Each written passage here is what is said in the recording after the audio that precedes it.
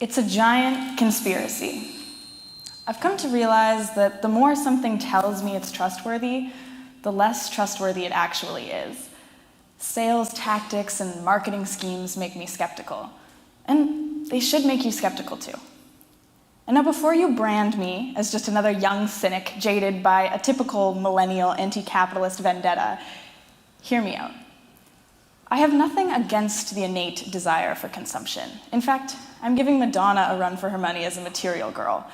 But nevertheless, I understand that being such an avid consumer comes with an obligation to be considerate of that which you buy.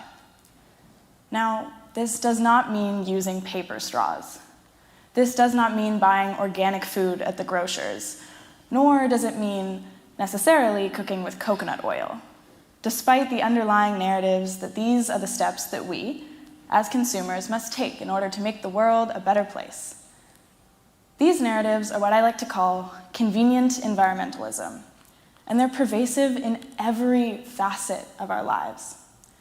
Little and big tips and tricks we're being fed in order to make us feel like we're doing our part. But the problem is that we're all approaching it the wrong way. As far as I can tell, we're cutting one blade of grass and pretending that the lawn is mown. I think the entire rhetoric surrounding climate change action on an individual basis is loaded. The question we all ask ourselves is, what can I do? How can I fulfill my obligation to the planet? And as a byproduct of that line of thinking, we begin asking what trends, what investments, or what products we can buy into in order to fulfill that goal. But we, collectively, need to reframe the discussion in our minds and rather ask, what is this company or this trend really doing for the environment? The difference in semantics is subtle, but the impact is profound. Instead of thinking of the impact of your actions in the context of, let's say, the coffee shop, think farther. Understand what products were actually used to ship the organic food in your sandwich to you, or how much water it took to make your cup of coffee. Everything, from the bean plantation to the disposable cup. In other words, don't just consider that which you are told to consider, because oftentimes that lacks the bigger picture. In some cases, the environmental impact of producing a disposable cup might actually be more detrimental than a plastic cup. In that sense, the intention is right, but the practice ends up being futile. But I think oftentimes it can be difficult for the average consumer to be able to differentiate between these legitimate movements and these empty trends. So today, I hope to be here to help you spot the difference. But let me make something clear. This isn't another speech dictating to you how you ought to save the world. In fact, I think it's the contrary. I want you to be motivated to think for yourself and do your own research. Because it's innovation and independence that changes the world, not complacency.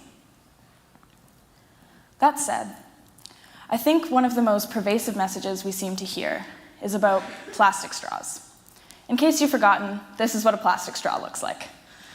Now, I must admit that when I was trying to think of what the best example would be to convey this process to you, I was worried that plastic straws would be too cliché.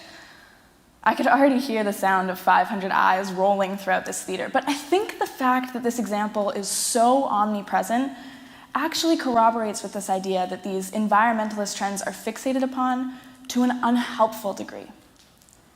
And perhaps it's time we start asking ourselves, why straws? Why is it that we're so fixated on plastic straws, yet we're fine with the plastic lid in which it sits? Why is it we're not concerned with cigarette butts, which are actually significantly more harmful to the environment? I think part of the answer to that is straws' relative redundancy. We don't think we need straws the way we think we need lids. And in that sense, a company can easily sell you an iced coffee with a paper straw and advertise the impact of that paper straw in a simultaneously heartwarming and guilt-inducing ad campaign that makes you feel inclined to buy coffee at their establishment because it feels good to do your part for the planet. Which would be fine, except oftentimes there isn't even a proper compost to dispose of your paper straw in, so it ends up in the landfill anyway. along with the cup and the lid and probably half the coffee because you let yourself off the hook after your one good climate deed of the day. Now, if you're like me when I came to this realization, you're probably feeling a little bit frustrated and, frankly, cheated right now. Which is not to say that our move away from plastic straws is a bad thing. It's obviously fantastic, but I don't think the motivation is right. In fact, I think the motivation is more of a marketing scheme to make you want to buy coffee at places that are environmentally friendly rather than actually being environmentally friendly. I mean, I sure felt cheated when I came to this realization. I'd lost the moral high ground I had over my parents every time I triumphantly flaunted my paper straw in environmentalist glory.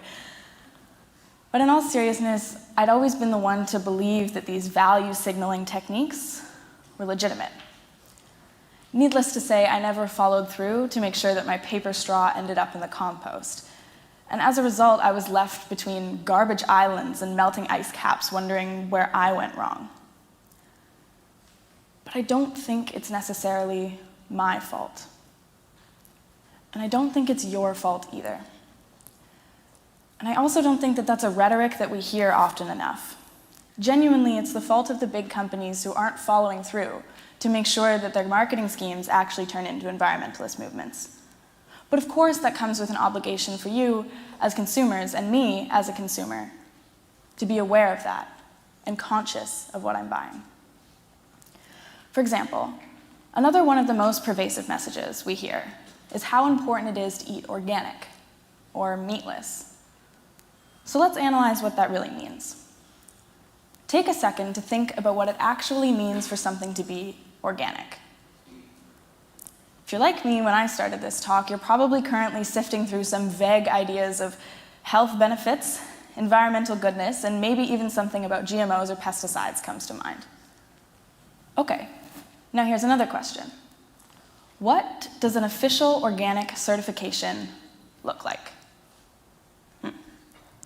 Now this is where most people begin to falter. Food which has been legitimately organically certified, and I will explain what that looks like in a moment, has essentially passed a series of qualifications which determines that little to no pesticides or genetic modification tactics were used, among other things. Now, generally speaking, this is beneficial for the environment.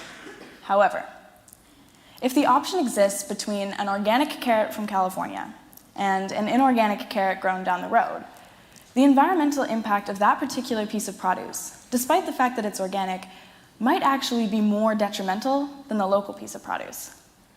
In fact, oftentimes, if you consider the detrimental cost of importation of agriculture, it makes a lot more sense to eat locally rather than organically. But companies can charge more for food that's organic, so of course we're going to be convinced that organic is the be-all and end-all of healthy living. Which is not to say that organic is necessarily bad. It can be fantastic when done right. But I'm just trying to underscore the importance of consciously understanding, holistically, that which you are buying and why.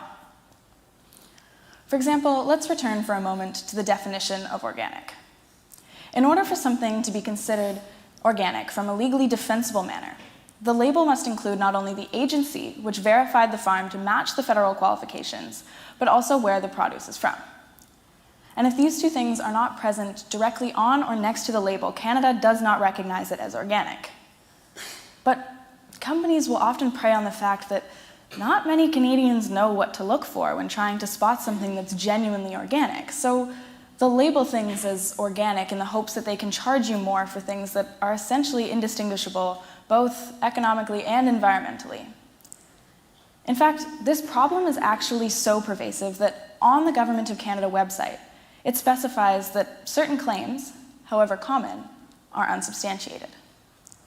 Labels which claim to be 100% organic, certified organic, or made with organic ingredients are either not permitted or considered to be officially misleading by the Canadian organic regime.